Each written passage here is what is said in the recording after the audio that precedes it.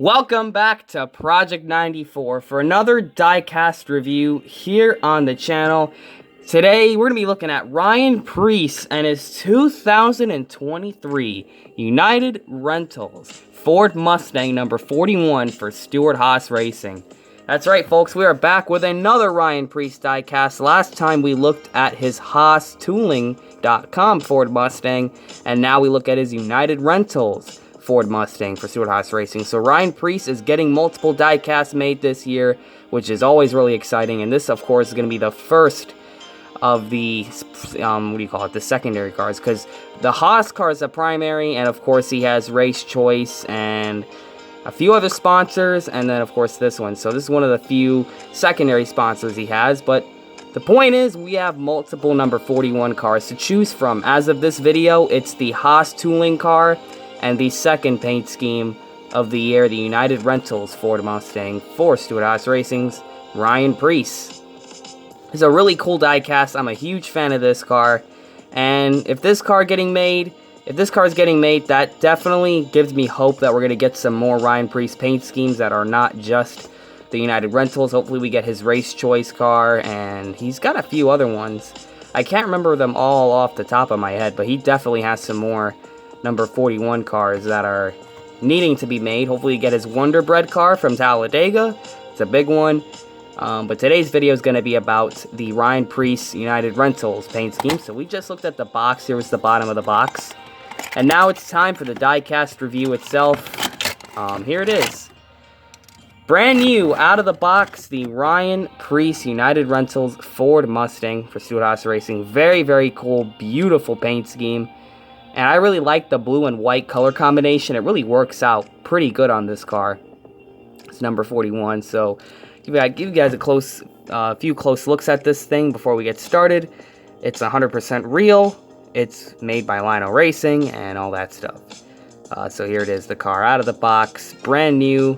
And now it's time for the full-on diecast review. So you got number 41, Stewart Haas Racing. You have Ford Mustang in the front right there. No major decal errors as of now in the front. And you have United Rentals, Work United, and this is a big reason why I don't like these hood vents. Although it's accurate and they have to put it on there, I'm really not a fan of these hood vents. You know why? Because look what it does to the hood logo. Literally, when I'm designing a NASCAR stock car, I now have to be worried about how my hood design is going to be affected by these hood vents. I mean, look at this thing. United Rentals literally looks so weird. Like the T-E and the T-A and the N, the I-T-E-D. Look how messed up it is. Like, you can barely read it because these hood vents are literally, like, messing it up, man. I mean, if it was just a full-on, like, hood and didn't have these hood vents, I'd be able to make that out much easier. But it's United Rentals, Work United. But that's the way stock cars are now. You have Ford right there, the colored Ford banner. Of course, they're doing that now. Ryan Preece's name on the windshield banner. You have Sunoco. You have Goodyear in blue on the fenders of the car, but on the wheels themselves, they're yellow Goodyears with the dark gray rims. You have NASCAR Cup Series, the 75th anniversary logo for NASCAR. You have number 41, Preece. You have Ford, Mobil 1, Hunt Brothers, and man, what is that logo down there? Is that the Race Choice logo, or is it something else? I really cannot read that red and white logo. It could be Haas Tooling. And then, of course, you have Rush Truck Centers. You have United Rentals. You have Morton Buildings. I have the, what's his name? Harrison Burton Supra of that sponsor, so that's pretty cool. Sony Mobile ES, so this car is Sony sponsored. That's pretty cool. That must be one of Ryan Preece's sponsors. You have Haas and Mohawk. Mohawk, that was one of the other cars he ran, so I'm slowly remembering some of the cars. Of course, you have Gear Wrench. Got a little chip right by the United Rentals logo on the side. It's not slanted or anything like that. It's just pretty much straight across with the generic font because they're using the design to cover up the door space. Of course, United Rentals again, and let's see what this says right here. And this thing needs to focus. Man, how do you pronounce that? A signal. And then, of course, you have United Rentals on the back. You got Mobil 1. You got the Ford license plate with the 2023 little sticker. You have number 41. On the deck lid, you have United Rentals. You have Preece. Then, of course, United Rentals on the top with the number 41. Now, for the paint scheme itself, believe it or not, this car is not spray painted blue. It's all decal for the blue, whereas the whole thing is spray painted in white. And then they either paint it on the blue or they just wrapped it with a blue decal. But the main base coat, spray coat, is white with a black spoiler. Of course, the biofuel logo. Black spoiler, black roof rail, and of course the black splitter on the car. And we're going to start off with one of the most basic features of a NASCAR paint scheme, the number.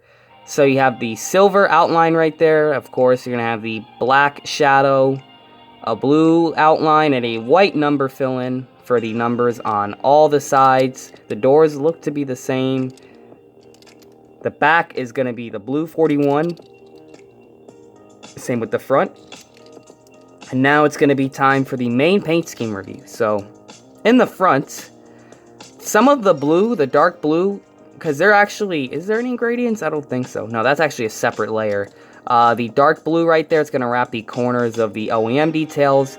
And the whole front of this car is going to be covered in the white. So pretty much like some of these older, especially if you're looking back like the 90s and like 2000s, early 2000s, like some of the simple paint schemes would have the front of the car one color and the rest of the body another. While the main front portion of this thing is going to be white, of course covering the hood and the wheel wells, and the nose as well, but it's going to be kind of rounded off, so it has some shape to it. It's not just a hard line, it's got some shape to it, so it's like rounds out right by the Cup Series logo and around the over the Sunoco logo where the blue is. And the blue, which is thick, it's gonna swoop around as an outline to the white, so that's gonna look really nice, just slashing through the number, slashing through the front wheel well and into the front corner. So that's what makes up the front design of this thing. And on the sides of it, this dark blue stripe right there is almost like a navy blue. Definitely on the dark navy blue. It could be purple in someone else's eyes, but it definitely is in that dark blue kind of color. Of course, you're going to have a light blue sort of color, and it's going to be outlined. It almost looks like a radio wave where it has like multiple lines, and those lines are going to round out the front portion as well. Of course, you have the dark blue, which is rounded off, so these things are going to follow through. And there are, if I can count them, 1, 2, 3, 4, 5, 6, 7, 8 lines that are evenly spaced from each other are going to take the shape of the roundness of the dark blue onto the white right there, which is cool. Almost looks like, it literally does look like a radio wave. Interestingly enough, it doesn't carry onto the roof. It stops right before the roof rail, so the whole roof of this thing can be blue. And then on the back portion of this car, of course, you have the black sides of the underbody. You're going to have a white swoop on the side. It's going to nicely frame those contingency sponsors, so it's got shape to it as well. It's rounded off by the rear quarter panel. Same thing with the dark blue, except it's not going to be even all the way around, so you can see the dark blue stripe that kind of outlines this white swoop on the side, this like side stripe. You can see it's a bit wider here, then it goes back to being thin, so it's almost like a fluid design, if you know what I'm saying. But yeah, you have that on the side, and it stops this whole design, this white and dark blue, mainly white, that's the main fill of this stripe, stops a little bit before the 41 on both sides. And of course, because the white and the dark blue swoops up, it's going to cover up the back here all in white, but you're not going to be able to see the dark blue any longer because it carries onto the deck lid very subtly, but you can definitely tell that stripe continues onto the deck lid, as you guys can see. And then the back is just white, and the rest of the car has that blue color to it. And because it looks like it's decaled on there, when you zoom in, when you're looking at this thing super close, you see how it kind of looks like it has like spots in it? I don't know if you guys know what I mean. It has like it's not like a flat blue. It has like, I'm not talking about the light hitting it. Just look at like the texture of it almost. It's still smooth, but it just looks like it's printed on there. That's how you could tell that this car the blue wasn't the main spray painted color. As you guys can tell, the rest of it is that blue color. And now it's time for your 360 view of this car. So here's the front of this car. Here's the hood. Here's the right side of it. the close-up view of it. It's like that you can catch some more details that you may not have caught before. You got some decal folding right here in the paint chip, so the right side of this diecast was definitely the messed up side, unfortunately. I mean, wow, look at that decal little mishap right there. It's just part of the folding. When your decals fold, all kinds of things can happen, so that's why I say make sure you know what you're doing when you're putting decals in your diecast, so that doesn't happen, because now we have a texture issue there. Here's the back of this car. Here's the deck lid of it, and you can see the stripe I was talking about earlier, the dark blue, while the rest of it is the normal blue color. Here's the roof and the deck lid on the top, just the whole top view of it. There it is. And here's the left side of the car, which is in much better shape than the right side. A little chip right there, but that's really the only thing. The rest of it is still, yeah, pretty good. Looks pretty nice, and of course the under tray of the Ford Mustang right here. So yeah, it's a beautiful paint scheme. It looks a lot like some paint schemes you would see in the early 2000s and the 1990s, like where they just paint the front of the car one color and then the rest of the body another. But this car has some unique twists to it, such as the round swoops and the swoosh designs, as well as the radio wave style designs. I bet you would probably not have noticed it from far that those stripes were there, like these stripes that I'm talking about, the light blue, like radio wave looking things. That definitely adds some design aspect to it. I really like that. It's just an extra detail in there that just makes it pop a little more. Like if they just left it all the normal blue color, this would not look as good, but man, it looks even more spectacular with those radio waves. Just everything about it, everything meshes well together, I would say. That's the best word I can come up with. Everything goes together well. The color combination, it matches the sponsor. And yeah, hopefully we get the white version as well, because I believe there's a white version of this car that ran in the Bristol Dirt Race.